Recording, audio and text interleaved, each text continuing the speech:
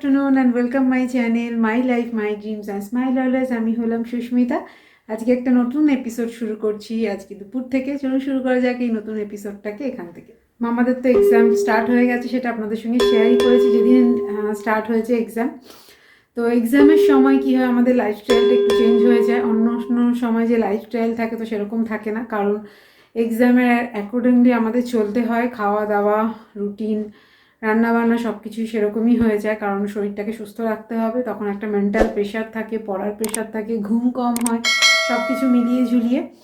তো সেটাই আপনাদের সঙ্গে ভাবলাম শেয়ার করব, কারণ এক্সামের সময় সবাই আমরা ভীষণ কনফিউজ থাকি যে বাচ্চাকে কিভাবে খেতে দেবো, কখন কি দেব না দেবো, কখন ঘুমোতে দেবো, বিশ্রাম করতে দেব, কখন পড়তে ডাকবো। তো সেগুলো নিয়ে ভীষণ কনফিউজ থাকি। তো একটা রুটিনের মধ্যে আমরা বেঁধে গেছি এখন। এই রুটিনটাই চলবে এখন প্রায় 1 মাস, যতদিন এক্সাম না শেষ হচ্ছে। তো সেই রুটিনটা নিয়েই আপনাদের সঙ্গে আজকে শেয়ার করব। তো এখন হচ্ছে দুপুর, আমাদের লাঞ্চ হয়ে গেছে। লাঞ্চ হয়ে যাওয়ার পর মাম্মাকে দিয়েছি একটু শুতে, কারণ এই সময়টা ওকে একটু শুতে দিই, কারণ মোটামুটি এই সময় 1.5 থেকে 2 ঘন্টা শুতে না দিলে না ও আর পারে না। রাত্রিবেলাটাও পড়তে হয়, আবার ওদিকে ভোরবেলা উঠেও পড়ে, সেই জন্য একটুখানি বিশ্রামও দিতে হয়, কারণ মাইন্ডটা ফ্রেশ রাখাটা ভীষণ দরকার। তো সেই হচ্ছে ব্যাপার। ও শুয়ে পড়েছে, এবার আমিও টুকটাক যা কাজ ছিল সেগুলো করে আমি ওর পাশে গিয়ে একটুখানি বিশ্রাম নেব, কারণ আমাকেও ওর সাথে সাথে সকালে উঠতে হয়। সেই জন্য নিজেদের দিকেও তো একটু খেয়াল রাখতে হবে, কারণ ওকেও সুস্থ রাখতে হবে, নিজেদেরকেও সুস্থ রাখতে হবে, দুটোই ভীষণ ইম্পর্টেন্ট। তো ভাবলাম যে ওর পাশে গিয়ে একটুখানি ওই পাওয়ার ন্যাপের মতো জাস্ট আধা ঘন্টা মতো একটু ন্যাপ নেব, তারপরে উঠে আবার বাদবাকি কাজ করতে হবে। সন্ধেবেলা ওকে এখন রোজই একটা না একটা ওকে দিচ্ছি করে, যাতে সেটা টেস্টিও হয়। কারণ 1 মাসের জার্নি কম নয়, কিন্তু 1 মাস তো মোটামুটি ওই রকম সেদ্ধ বা এগুলো খেয়ে থাকা যায় না, তো সব মিক্সড আপ করেই দিতে হয়। তার সঙ্গে অভিষেক অফিস থেকে আসবে, আমাদেরও স্ন্যাক্সের ব্যাপার আছে সন্ধেবেলাটা। তো চলুন এখন একটুখানি বিশ্রাম নিয়ে নিই, তারপর আবার দেখা হচ্ছে।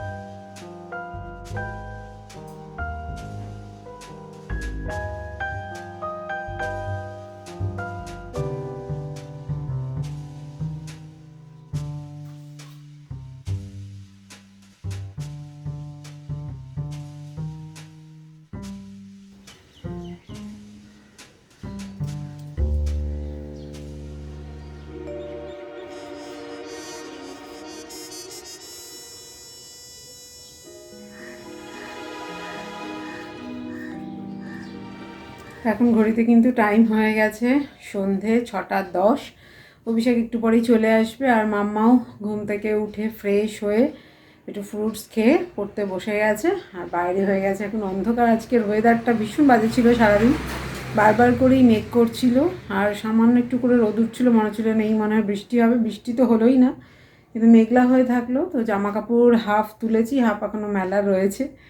তো ভেজা ওগুলো শুকোয়নি, কারণ যেদিন বাড়ি থাকি না সেদিন বেশি তো কাঁচা হয় না, তো ওই জন্য পরের দিন অনেকটা কাঁচা পড়ে যায়।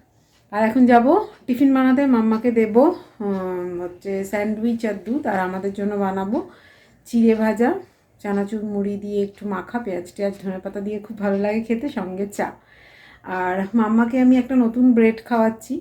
আমরা অনেকদিন ধরেই আনছি ব্রেডটা, সেটা হচ্ছে ব্রিটানিয়ার একটা, আর শুধুই মাত্র আটার ব্রেড। ব্রিটানিয়ার অনেকগুলোই এরকম ব্রাউন ব্রেড, আটার ব্রেড এর আগে আমি খেয়েছি, কিন্তু ওটা শুধু আটা দিয়ে তৈরি হতো না, ওর মধ্যে মিক্স থাকতো। আমি ইনগ্রিডিয়েন্টসটাতে গিয়ে ডিটেলসটা পড়তাম, কিন্তু এটা দেখলাম 100% একদম আটা দিয়ে তৈরি। তো সেই ব্রেডটাই আমরা নিয়ে আসি, ওটাই ওকে দিই। তো আমরাও ওটাই খাই, কারণ ময়দার থেকে তো আটাটা অনেকটাই বেস্ট। আর তো সেটাই আজকে স্যান্ডউইচ বানিয়ে দেবো, জাস্ট একটুখানি মেয়োনিজ দিয়ে অল্প করে, তার মধ্যে একটুখানি ওই পেঁয়াজ কুচি ধনেপাতা কুচি দিয়ে একটু গোলমরিচ দিয়ে দেবো। আর অরিগ্যানো এনেছি, ওটা একটু দিয়ে দেবো, তাহলে অ্যারোমাটা খুব ভালো আসে। এই একটা নর্মাল স্যান্ডউইচ দেবো, কারণ যেহেতু এক্সাম চলছে সেজন্য আমরা খুব তাড়াতাড়ি ডিনার করে তাড়াতাড়ি ওকে শুয়ে দেওয়ার চেষ্টা করছি, মানে 11টার মধ্যে এখন শুয়ে পড়ছি। নাহলে পরের দিন কী হয় যে আর্লি মর্নিংয়ে উঠে ওকে একটু রিভিশন তো দিতেই হয়, সেই জন্য রাত্রিবেলাটা আমরা তাড়াতাড়ি শোয়ার চেষ্টা করছি, সেই জন্য টিফিনটাকে রাখছি একটু লাইটের ওপর। আবার এদিকে দুপুরে যেহেতু তাড়াতাড়ি খাওয়া হচ্ছে, সেই জন্য টিফিন তো একটা দিতেই হবে, কারণ খিদে পেয়ে যাচ্ছে। তো এই সব আর কি মাথার মধ্যে ঘুরিয়ে ঘুরিয়ে বার করতে হচ্ছে এক এক দিন এক একটা, কিন্তু যাতে সেটা হেলদি হয় সেই অপশনটাও ভাবতে হচ্ছে।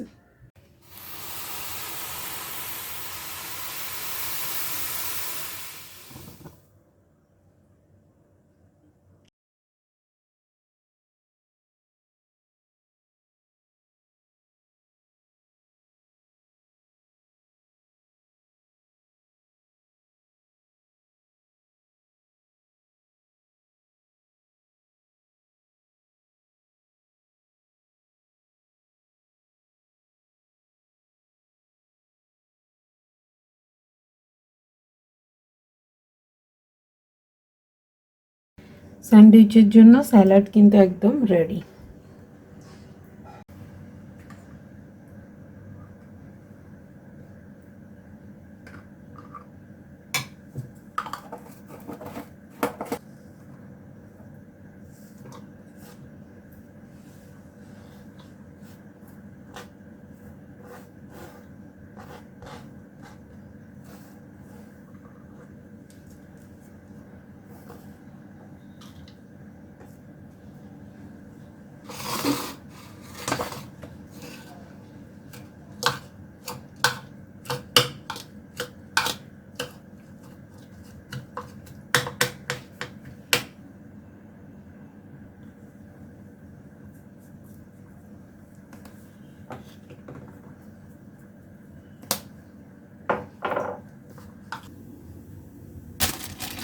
এই ব্রেডটার কথা বলছিলাম, ব্রেডটা খুব ভালো।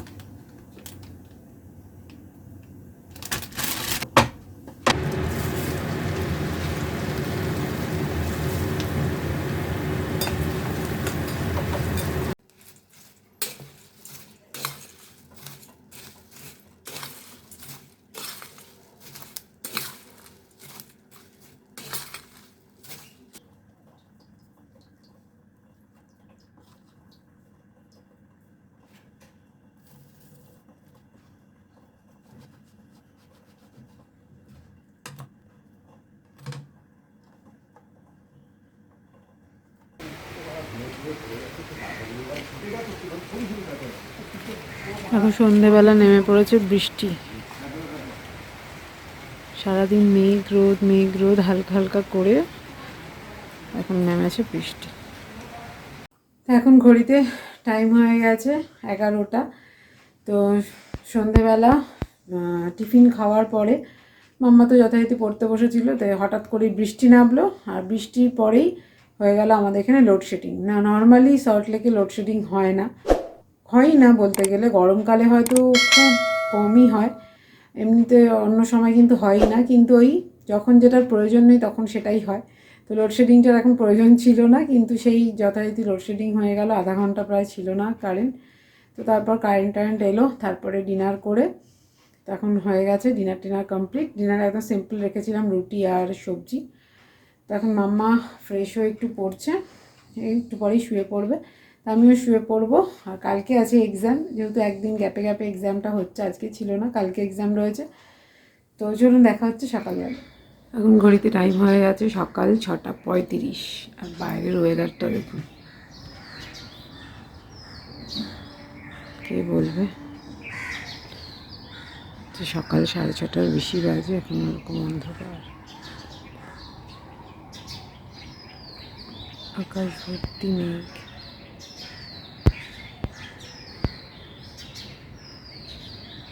কাল রাতে হয়ে গেছে বৃষ্টি, রাস্তা টাস্তাও সব মোটামুটি ভেজা, সুন্দর মিষ্টি একটা হাওয়া দিচ্ছে। আর সব থেকে বড় কথা, আমার কারি পাতা গাছটা দেখুন কি সুন্দর হয়েছে। এখন হয়ে গেছি রেডি, মাম্মাকে নিয়ে বেরোবো এক্সাম দিতে। তো কি হচ্ছে, প্রচণ্ড টেনশান কিরম যেন একটা হচ্ছে শরীরের মধ্যেও, প্রতিদিনই এটা হচ্ছে জানি। এটা এখন টানা 1 মাস চলবে, যতদিন না এক্সাম শেষ হচ্ছে, তারপরে আবার রেজাল্টের জন্য হবে। তো যখন আমার হতো তখন তো আমি অনেকটাই ছোট ছিলাম, তো তবুও কিছু কিছু মনে পড়ে যাচ্ছে, কিন্তু এখনকার টেনশানটা একেবারেই অন্য রকম। যাই হোক, এটা হয়তো সব বাবা মার ক্ষেত্রেই হয়, প্রচণ্ড একটা টেনশন, ভয়, সব কিছু একসাথে কাজ করে।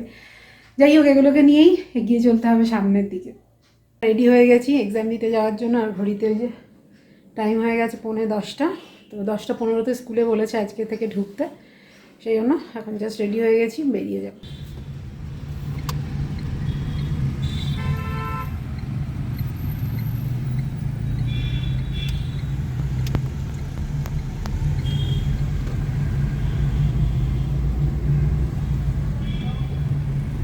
তো এই আজকে এক্সাম দিয়ে এসে বাড়িতে এসে সেই লাঞ্চ টাঞ্চ করে তো তারপর শোয়া টোয়া হলো। এখন হয়ে গেছে আবার পরের দিনের সন্ধে।